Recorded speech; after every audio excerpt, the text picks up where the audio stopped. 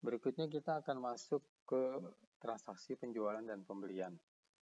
Transaksi di luar penjualan pembelian adalah sama untuk semua modul budidaya karena tidak ada yang spesial ataupun yang khusus untuk budidaya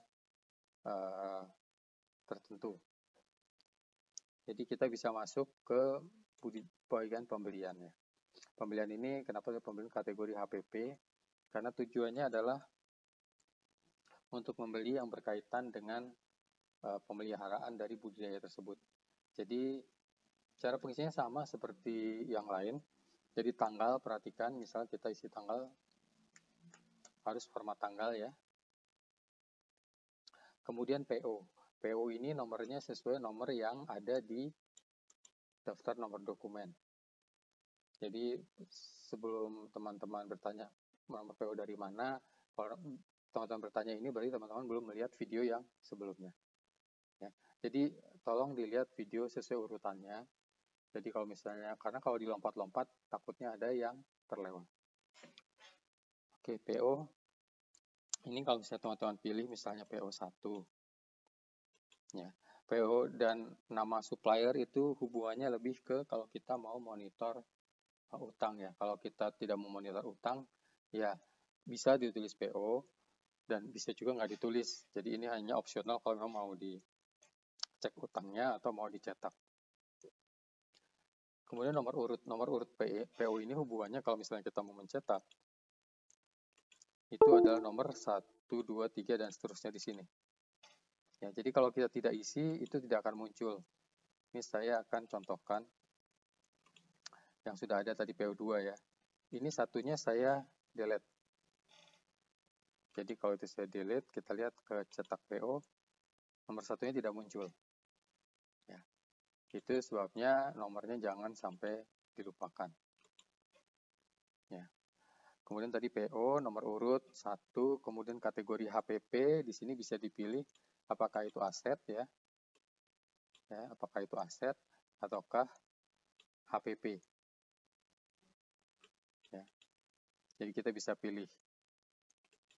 Sebagai contoh tadi lahan ya. Jangan dipilih judulnya ya, dipilih itemnya. Kemudian kita ngasih keterangan nilai lahannya. Pembelian lahan. Ya. Walaupun ini 2007, ini adalah contoh. Jadi kalau misalnya dibeli 2007, nggak perlu lagi diisi di sini.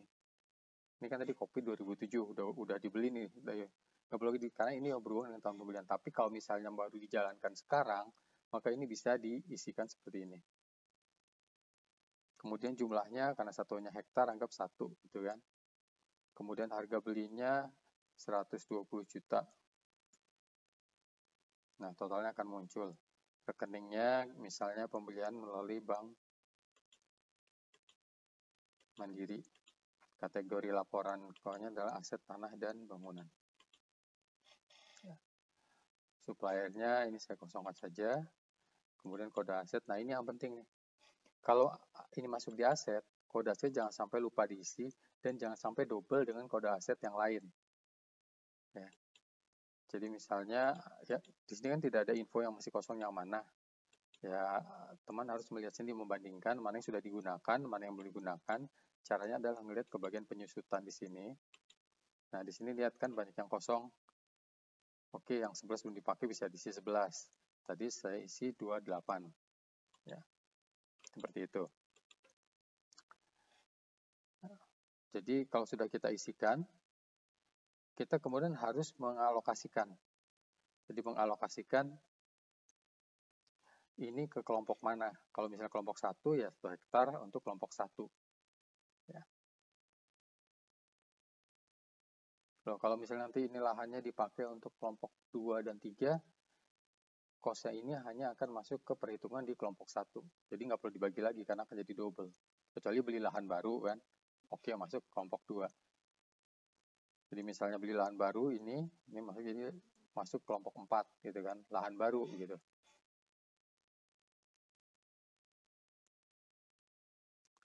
Oke, jadi demikian juga kalau misalnya lahannya dipakai ulang, ya otomatis nggak perlu alokasi lahan lagi, ya itu udah nol saja karena dianggap cost-nya adalah bagian dari lahan tersebut, kecuali ya sewa ya, misalnya sewa 15 tahun untuk kelompok ini, berarti akan ada sewa lagi kalau misalnya untuk 15 tahun kedua. Hanya ini kan pembukuannya per 5 tahun. Jadi kemungkinan ya tidak akan ke cover sampai ke sana. Kemudian di sini ada contoh pengisian untuk pembelian. Jadi pembelian juga sama, bisa dibeli untuk stok 1 tahun, 1 bulan, itu serah teman-teman. Jangan lupa di sini untuk pembagiannya. Sebagai contoh di sini dibagi untuk 4 kelompok walaupun cuma 1 ya. Ini kan kopi tadi. Karena di contoh yang di file contohnya itu ada 4. Sini kalau tadi kan saya contoh tulis 1. Nah, di file contohnya ini ada 4 ini. Saya tulis di sini. Ada yang mulai 2007, 2010, 2018, 2019. Teman-teman nanti bisa dilihat juga di file contohnya. Kemudian di sini untuk cara pembelian, perhatikan di sini untuk cara pembelian. Kalau yang tunai atau cash, di sini harus dipilih nomor rekeningnya. Di sini masuknya adalah persediaan bahan baku atau aset. Kalau aset kan jelas nih tadi dia. Jadi jangan sampai ketukar aset dan bahan baku. Kemudian dari sisi pajak, kalau misalnya ada pajak bagaimana? Nah, kalau ada pajak itu ditulis seperti ini ya. Ini pajak nih. Jadi dihitung pajaknya berapa. Nah, di sini tidak masuk ke persediaan bahan baku tapi masuknya ke utang pajak. Kemudian kalau misalnya pembayarannya utang bagaimana? Nah, ini pembayaran utang ada di bawah. Contohnya di sini di bagian rekening pilihnya adalah utang usaha. Di sini persediaan bahan baku. Cuma pada saat pembayaran nggak perlu ditulis lagi yang dibeli apa, tapi langsung pembayarannya. Ini untuk ada di misalnya kalau ada DP, ditulis DP-nya, yang ada tanggalnya. Kemudian pelunasannya ditulis seperti ini. Ya, tidak perlu ditulis lagi itemnya di sini karena nanti akan double. Ya. Nih, jadi bisa dilihat lagi contohnya kalau misalnya teman-teman bingung. Oke, kemudian apa lagi di sini? Oh, hubungannya dengan monitor utang. Perhatikan di sini kalau kita misalnya memonitor utang, ya, itu ada pada saat pencatatan untuk setiap transaksi utang, PO-nya jangan sampai tidak ditulis. Ya. Kalau ini kan nomor pada saat dicetak yang pertama saja. Atau kalau misalnya PPN, ini ada PPN di sini, agar masuk dicetak, ditulis nomornya. Tapi pada saat pembayaran jangan lupa nomor PO-nya ditulis. Ya, ini PO 004. Ini biar ada bayangan, kita lihat ke bagian PO di sini. Ya. PO 00 supplier 5, total utang 6 juta. Total pembayaran 6 juta. Oke, kita balik ke pembelian lagi. PO 004 total adalah 6 juta. Ya. Kemudian ada DP dibayarkan. DP dibayarkan, ditulisnya seperti ini, 1 juta, sisa 5 juta. Ya. Kemudian dibayarkan lagi, pelunasannya 5 juta. Sehingga tadi ada utang 6 juta, terbayar 6 juta.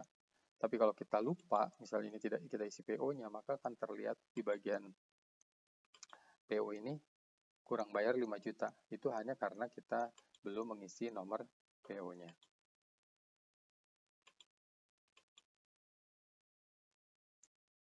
Kemudian sama, ini bagian supplier 5 nih. Ini hubungannya dengan kalau mau monitor hutang supplier di sini. Supplier 5 utang 6 juta, bayar 6 juta. Ada berdasarkan PO, ada berdasarkan supplier. Perbedaannya adalah satu supplier bisa banyak PO. Ya. Jadi kalau kita mau monitor hutangnya supplier ini sisa berapa, kita masuk ke hutang supplier tadi. Tapi kalau kita hitung supplier ini per PO mana saja yang belum dibayar, itu kita masuk ke bagian hutang PO tadi. Ya.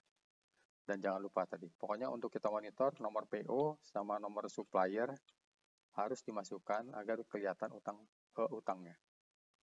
Itu untuk bagian pembelian.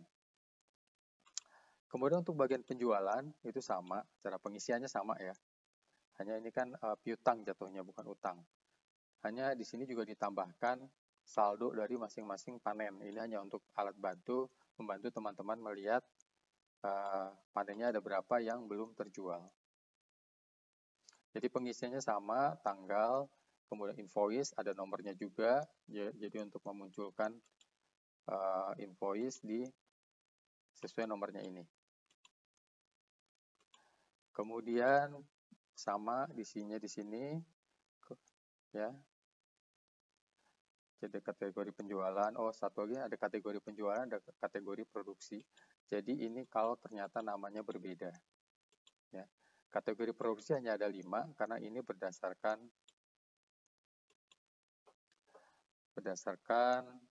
siklus budidaya ini. Ini kategori produksi. Sedangkan kategori penjualan itu bisa lebih dari 5.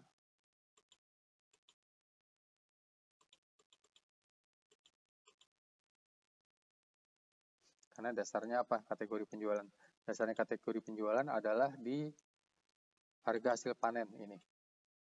Jadi bisa sampai berapa nih? 50. Jadi kalau mau dibedain kategori penjualannya, bisa dibuat namanya kopi, misalnya grade 1 itu terdiri dari yang Arabica, misalnya kopi Arabica 1, kopi Robusta 1, kopi Arabica 2 itu masuknya kopi grade 1 di produksinya ya. Jadi perbedaannya di situ.